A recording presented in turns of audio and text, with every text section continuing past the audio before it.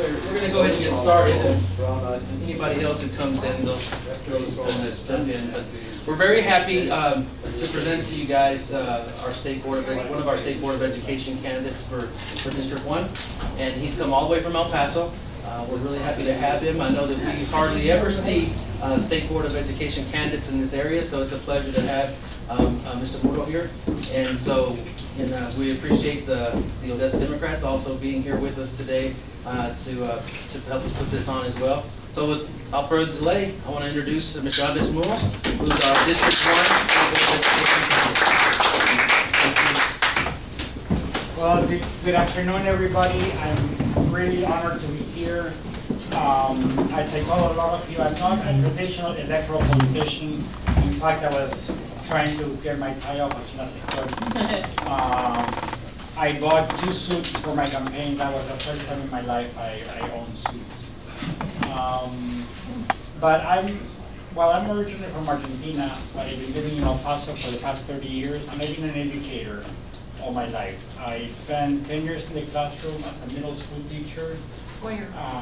I'm sorry? Where? In El Paso, I taught 2 years at a Catholic school called Our Lady of Assumption. I taught math, science, and physical education. Then I taught English as a second language and citizenship classes for 8 years. And for the past almost 18 years, I've been directing a program called the Community Education Program, which provides GED classes throughout El Paso County. And we ran this program mostly with grants, and I raised close to $10 million in grants to provide services. I work at the community college right now, and my salary is paid, my secretary and a couple of co-workers. Everything else is paid for by grants. And we run the basically adult education program in El Paso. I want to share a little bit. I brought some stuff for you guys. Some of the work that we do. I know there's been a lot of textbook changes recently. 2 years ago, State Board of Education. Lots of controversy in some of the changes. Right. And can you explain to those of us in the audience exactly why that was coming about? And all right. So I'll talk a little bit about that. Let me give you some more information. Here are my cards, and these are now I switch into the political role because that's the question. I'm running, of course, for the State Board of Education, which consists of 15 districts throughout Texas. Each district covers several counties. I'm running for District 1, which goes from El Paso all the way up to, I think, Zapata County, which is past Webb County, which is where Laredo is. And then from Zapata County goes north, it borders San Antonio and hits McCullough County, and then it comes straight back. It skips Midland County, it captures Hector County, and then straight to El Paso. That's 38 counties. So I hear that very few people come and visit you guys, and it's because it's very tough, for people who campaign for this race to cover all the counties. I mean, you can imagine that I came here, but I haven't been in most of the counties. I'm running a poor race basically. I mean, otherwise I would have flown here, I would have rested at a nice hotel room. You can't fly from El Paso here. Yeah, you have to go around the world. Right. I used to be able to fly here. It was Southwest had a flight straight to but not anymore. The back of my card has my platform, and of course, if you don't like my platform, you can send me an email and you can tell me how wrong I am about everything, or you can call me. But if you like my platform, then hopefully you'll vote for me. And keep the cards. So please share them and keep some signs, and hopefully you can put them somewhere. But regarding Art's question, the 3 main issues that are at stake right now. Well, let me tell you what the State Board does, okay? People ask me questions about standardized testing and about funding and about all these things that people think that the State Board does. The State Board does 2 things. One, it looks at curriculum content, okay? And the second one it provides oversight for a fund called the Permanent School Fund, but not in terms of how it's going to be spent, but rather how it's going to be financially invested. So those are the two roles of the State Board. Now, the critical issues, as Art pointed out, are curriculum changes that are trying to push a very extreme right-wing ideology. In fact, most of the Republicans are backing off the beliefs of a lot of the members of the State Board of Education, which call themselves the revisionists. And they're trying to take over the State Board to have a more centrist view. I mean, there are Republicans who don't like to pay taxes, but they don't care about teaching religion in the public schools or getting rid of bilingual education. But it's still going to be a battle because there's still a lot of very, very conservative Republicans who want to teach religion in science classes, and they want to eliminate any reference of multiculturalism and multilingual education. So those are the three key issues. One is protecting and having a curriculum that represents a multicultural perspective and a multilingual perspective, not just because I like it or because I want this personally to be the case, but it's because we live in a global economy. And if kids in the future don't speak 2 or more languages, it doesn't matter what languages they are, but they need, at least 2 languages to be able to succeed. If you live in the U.S.-Mexico border, you probably need English and Spanish, to run a business, to get a job, to be a doctor, to be a lawyer. If you live in other communities like Los Angeles, for example, or San Diego, or in California, you might need English and an Asian language like Korean, Chinese, Japanese, because the big corporations are hiring people who speak 2 or more languages, and they're hiring people from their own countries who speak Korean and English, or Chinese and English, and those are the people who are coming to the United States and taking the top jobs. So I think that multicultural, multilingual education, not just for Mexican immigrants who need to learn Spanish and then English, but for Anglo kids who don't speak other languages, it needs to be taught for everyone.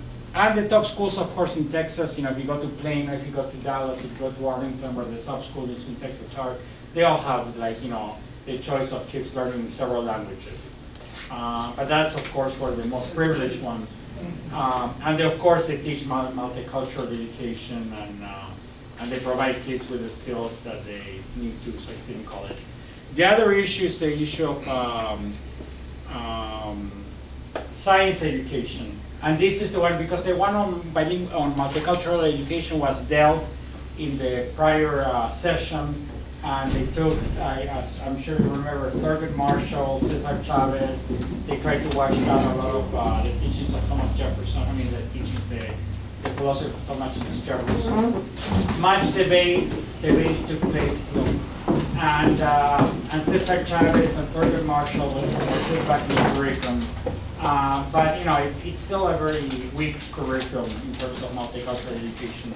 But the next battle is going to be for science. Okay. Basically, the most extreme branch of the Republican Party, they are pushing for a model which they call the neutral stance on science. Okay. And the neutral stance on science is that we need to teach evolution along with creation science. Okay, and they have to be treated the same because they both have equal stance. 99.9% of the colleges and universities in the United States teach evolution. So if you're going to prepare kids for college, and there's nothing wrong in believing that God created the world and there's some evidence, if that's your faith, that's great. But unfortunately, if you're going to go to take engineering courses, biology courses, geology courses, chemistry courses, you will learn that evolution is the accepted interpretation of the world. So if we're preparing kids for college, we need to teach them science as it is taught in college.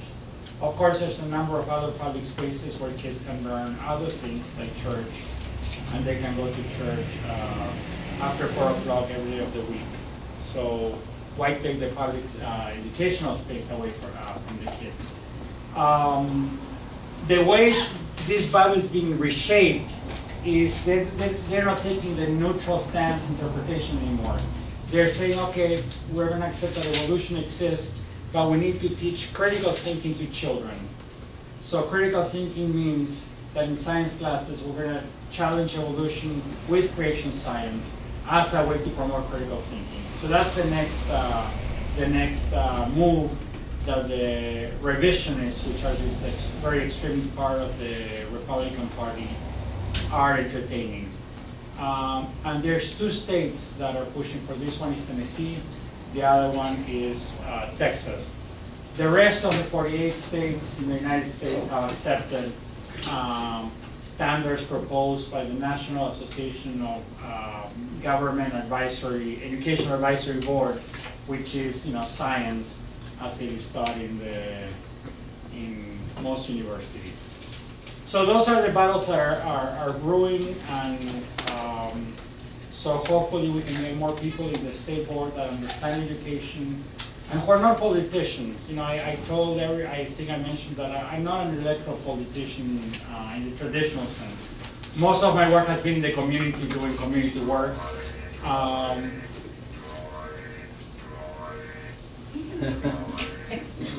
sorry, you won't shut up. Oh, anyways, so do I look like a droid? You did. But the reason originally a lot of faculty at UTEP asked me to run for the state board because they think I have a lot of background in education. But I think the state board of education, it's a job for an educator. I mean, if you want to be in the state board, you have to be an educator because you understand some of the issues. And right now, the state board, which is 11 Republicans and 4 Democrats, has 12 people who are career politicians with no background in education. So I think we need to put educators there who understand what education is, because the decisions that are being made are about education. And the last issue that is being discussed, I real quickly, but the state board has little influence over, is standardized testing. Okay. Legislature did that. I'm sorry? The legislature did that. Yeah, the legislature chooses standardized testing, and the state board has, like you say, little power to influence that. But in this case, both Democrats and Republicans are agreeing that standardized, the impact of standardized testing has to be limited, because both Republicans and Democrats are having kids who are not graduating from high school because of the new standardized testing requirements. So I think that battle is going to somewhat change. It's going to be, changing the way standardized testings are used is going to be difficult, because standardized testings are designed by a very powerful corporation called Pearson's, which is actually a British corporation. And they control all the publishing houses. Most of the publishing houses in the United States are owned by Pearson, and they are huge lobbyists, and they pay the legislature, not bucks because they can, but they take them on trips to show them the books and the tests. And the way they work is that they have standardized tests, then they have books to prepare the kids for those standardized tests, then they have tutorial modules to help the kids practice for a standardized test. Then they have teachers' modules to prepare the teachers to be ready to teach the kids the standardized test. Then they have computer modules to prepare kids for the standardized test. And all those things cost billions of dollars, so it's a huge cash cow for Pearson's. Anyways, I don't want to take more of your time with boring speeches, so I'll answer questions from you guys. You mentioned the permanent school fund. Okay. What is it used for, okay. and what is the State Board of Education? All right. There's two funds that are allotted to education. One is the available school fund, and that is what the legislature allots to public schools throughout the state and charter schools throughout the state. And that's a fund that was cut by $5 billion during the last session. Okay. There's another fund, and this comes from revenues from rentals of properties along the Gulf the Gulf coast, and also from tax revenues from excavation in the Gulf. And that fund was established, I don't remember the year, but I mean, yeah. It also comes from the public school lands and the oil and gas on it. Right, yeah. That goes in the permanent fund. Yeah. And we can't use the permanent fund, we can use only the growth of it. Right. Investments. And but there's an issue with the permanent school fund which is critical. Well, number one is that the state board and the permanent school fund is usually used to address disparities by paying for textbooks and other public school resources. The two issues. Number one is that the state board oversees the investment of the permanent school fund. In other words, it oversees where the money is invested in terms of what financial companies will invest in money. So that is an issue that leads to payoffs because financial entities are lobbying the state board members to invest in this company instead of this company. So that is an issue that requires a lot of honesty. One of the things that happened to District 1 is that the prior Democratic District 1 representative, got a little tempted by these entities. So Charlie Garza, which is the current Republican, took advantage of that to attack his name, and that's why he lost Rene Nunez. Rene Nunez always voted on the side of the Democrats, but unfortunately, because of some questionable dealings, he lost in the 2010 election. So it requires someone who's very honest. Okay, and I'll tell you about my honesty because I'm honest to the point of stupidity. And I wasn't intentionally going to tell this to people, but someone said, "How are you to say this?" Because that shows how honest you are. I got a $1 donation. Okay.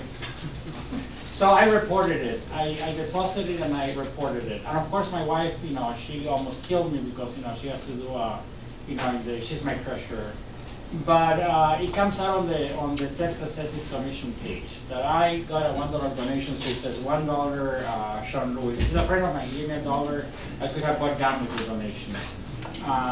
So I'm honest to the point of stupidity. I should have bought gum and my wife wouldn't have killed me. But now it's a good campaign motto. Look, I'm honest. I deposited $1 as a donation. But that's one of the issues. The other issue is that what the legislature has done is that they want to use the permanent school fund to replace the available school fund, right? So then, because they took so much money from the available school fund in the last session, they want to use that money to patch holes in the available school fund. But at the same time, they passed Senate Bill 2, which allows the legislature to reduce the permanent school, the available school fund in the equal amounts to what is taken from the permanent school fund and put in the available school fund. Most people don't know about this. So basically what they want to do is they want to not use the available school fund anymore for education. They want to keep cutting it and use the permanent school fund to replace the available school fund. Now, unfortunately, the state board it doesn't have that much influence on that part of the oversight of the permanent school fund. But hopefully we can speak out against the way they're using the permanent school fund. It's called Proposition 6 said that we can take part of permanent school fund and move it to the available school fund. And then, You can borrow it. right, and then Senate Bill 2 says that if you put money from the permanent school fund, the available school fund, then you can take equal chunks from the available school fund. So they didn't help. Other questions? Anyway, so I hope that you vote for me and you encourage your friends to vote for me, and take all the cards, share them, pass them out. There's a Cheer for me. question. Yeah. There are many people, there's some on the SBOE, and there are a lot of in the legislature that wants to have, allow vouchers for private schools. What's your position on that? All right, my position for vouchers is very similar to my position about charter schools. With charter schools, sort of was the Republican strategy to replace vouchers. Vouchers got really unpopular during the Bush administration, so now the move became charter schools. The issue with private schools getting public funding and with charter schools getting public funding is that they're treated as private entities, okay? So even though we all complain about how horrible public schools are administered, at least we have oversight of them. So if you don't like how public schools are administered, you know, you have to go harass the school board members, okay? But at least you can ask for the expenditures in public schools, and you can see how the principal gets paid, how much is invested in children. When a private entity is running your public dollars, then you have no right to provide oversight.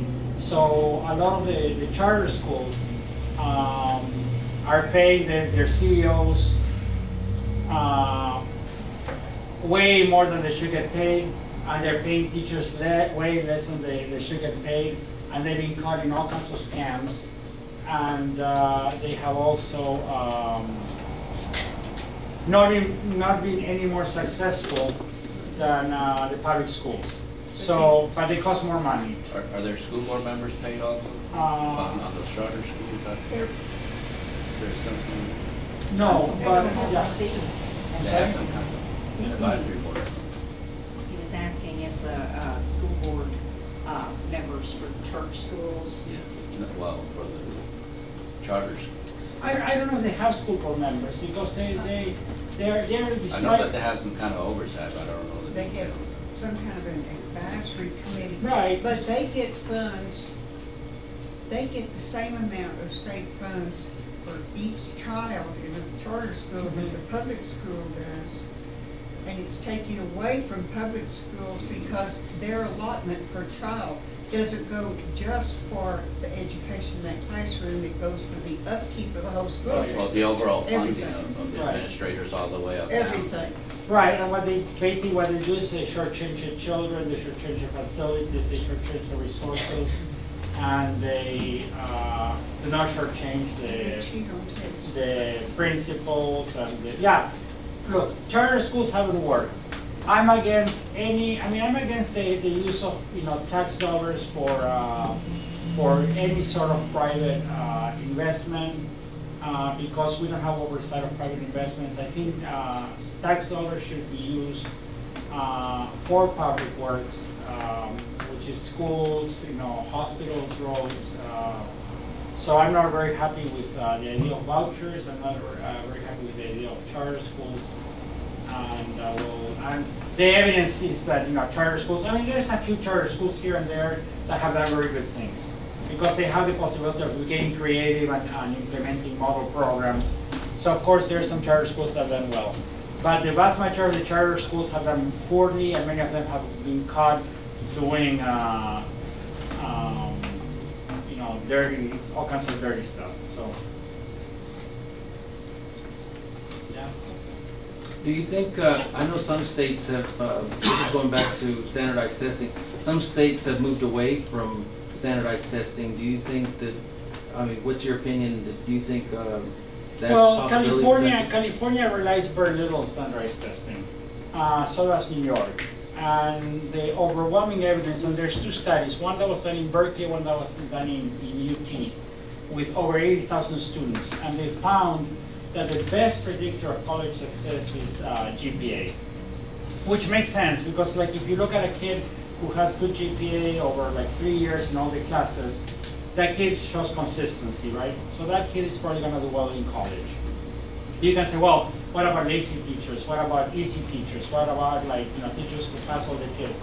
Yeah, maybe, but over 3 years with all the classes, they're gonna have hard teachers, weak teachers, strong teachers. So if the kids have a consistent GPA, the likelihood is that they're gonna do well on the long run in college. Standardized tests only predict immediate success. And so standardized tests can predict, particularly SAT, first semester performance, because it simply measures the same skills that are taught in first semester and first year college. But they don't have very good predictability on the long run. So all the educators in the country, all the professors are saying we need to eliminate the way standardized testing is being used. Again, we're competing against a much more powerful force called Pearsons. They own the legislature. So what we can do to, is just speak publicly and, complain and vote the legislatures out. That's the strategy that we recommend. I mean, I wish I could promise, I'm going to stop standardized testing, but I can really make that promise. Well, there's also about equity. How do we make sure that everybody's getting an equal and fair education? And of course, being an educator, there's a process of special ed to bilingual. How do you measure that everybody, is getting a good education and you're getting what's worth for the money that we pay? That's my concern. Right, not everybody gets a fair shake. Right. That is a huge issue. And in fact, the first person to challenge the Texas Supreme Court on the distribution of wealth actually was from now in El Paso. He's the director of Region 19 in El Paso, Dr. Vasquez. There is an equal distribution of funds. Some of the schools, and I've seen them, I mean, some of the schools in Plano are bigger than universities. I mean, it's like they have nicer labs than UTEP. I mean, they have Olympic swimming pools. They have so much money from property taxes that they can build Olympic swimming pools. In one of the schools, they built an $8 million parking garage because they had so much money in revenues, for the kids. The school had an $8 million parking garage. So how are we going to resolve the issue of equity? Like in some of the schools, this and in El Paso don't get that much money. The state board doesn't have, again, that much influence on that. It is the legislature that decides those things. The available school fund investment per student is decreasing. It used to be about, I think it was about $4,000, and it went to around $3,000 with the latest cut. Of course, the richest schools with the nicer property taxes, they invest between $8,000 and $10,000 per student, but that comes from their own property taxes. It's an issue that, I wish that, like all the money from property taxes went to a pot and it got distributed equally throughout the state. I don't know what to tell you. It's, it's gonna be a tough battle. Lost cause? Well, no, I don't think it's a lost cause. I mean, it's a cause that requires public awareness and public speaking and organizing and speaking up and making demands. But you have to change the legislature, and it's going to take a while. And the governor. Texas is moving slowly into a more where there's more Democrats voting than ever before. So hopefully at some point, we can have a more democratic state. It's like I wish I could tell you I'm going to, like, one of my speeches is if I get elected, I'm going to solve world poverty, I'm going to end all wars, and I'm going to make you rich. So please vote for me. Don't put a chicken in every pot, right? But you know, I mean, you know, it's funny because my opponent is very nice. I mean, if he gets elected, he'll vote Democratic the right way. But he's a politician, right? So when I go with him and we give speeches, he promises he's going to solve the problem of standardized testing, that he's going to bring more money into schools, and he says all the nice things. But you know, I think, well, those are not the roles of the State Board of Education. So I can promise I'm going to stop solving inequalities, and I'm going to end standardized testing as it's being used. But it would be a lie. You know, I can promise you that. And you're too honest for that. Well, I mean, I can tell you what I can do, and some things I can do. I mean, I want to tell you, yes, vote for me because I'm going to make you rich. So there, vote for me because I'm going to make you rich.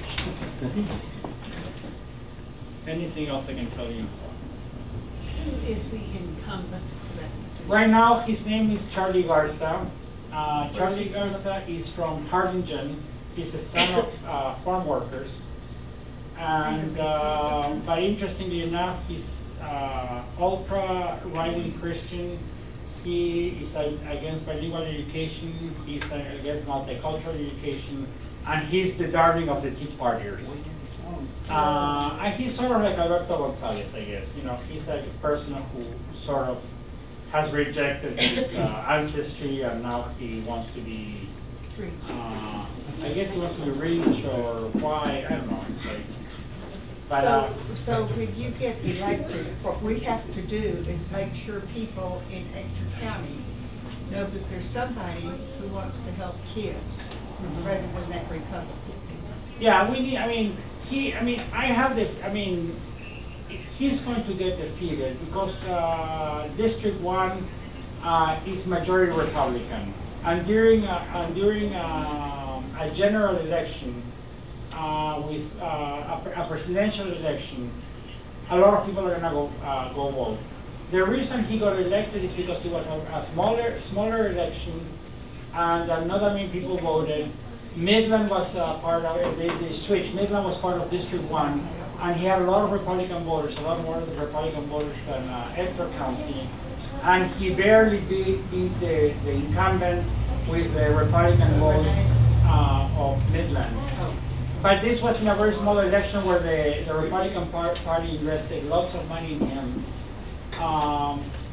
That's not going to happen again in the next election because the Republican Party is growing skeptical of the ultra right-wingers. Plus, you know, the Democrats are going to come and vote a lot more because they're going to win a presidential election. So he's going to get defeated. But your district goes all the way. Yeah. In my district, no, he doesn't go to Harlingen. He's from Harlingen, but he moved to El Paso. Oh, he moved Yeah, to El yeah. Paso. My district goes past Webb County. Okay. Yeah, it just goes to South Texas. It doesn't go into the valley. Anything else I can tell you? Well, thank you so much for visiting with me. I'll be here for a while. If you want to talk to me in private, please take all the signs. These are all for you. Put them everywhere. Share my cards. And email me, call me, whatever you want to do. Thank you.